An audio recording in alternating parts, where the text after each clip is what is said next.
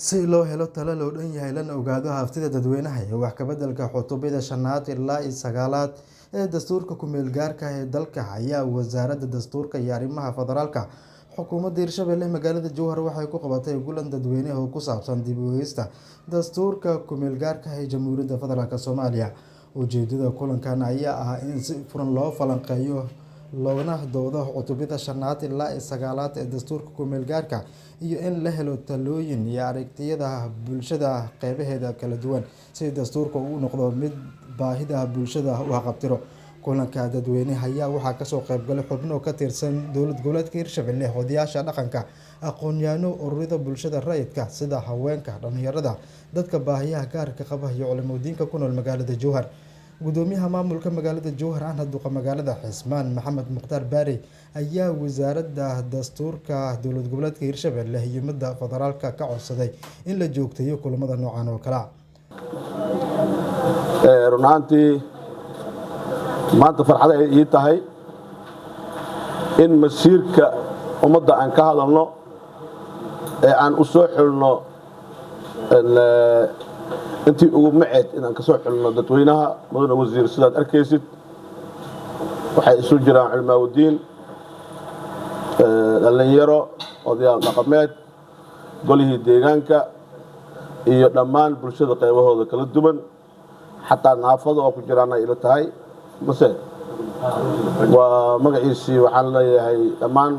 talgalkeena wuxuu yahay qof kasto in uu ka qayb qaato masiirka ummadda,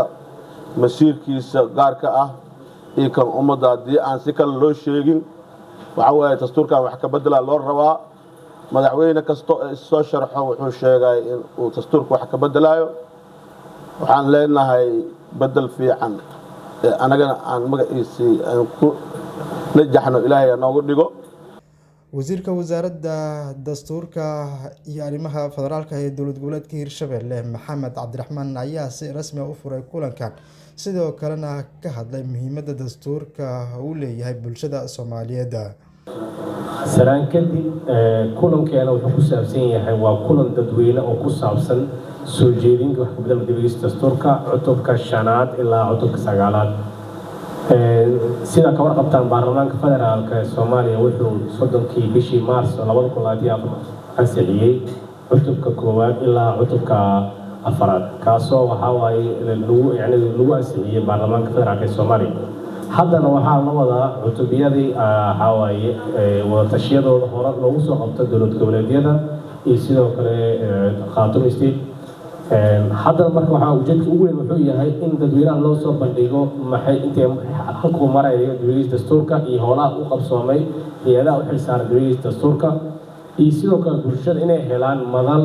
ku midaysan tahay iyo isku weydiin karaan macnaha waxyaalaha lagu cabiri karo aragtida dadweynaha dowladda dastuurka iyo in muuqaal ahaan loo duubo dhammaan jawaabaha iyo talooyinka ka imaanaya qaybaha kala duwan bulshada.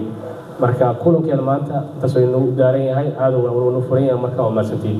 Kulamadan oo saddexdii cisho ayna soo dhaafnay ka socday magaalada Jowhar ee caasimadda dowlad goboleedka Hirshabelle isla markaana ay soo agaasintay wasaaradda dastuurka iyo arrimaha federaalka dowlad goboleedka Hirshabelle oo kaashanaysay wasaaradda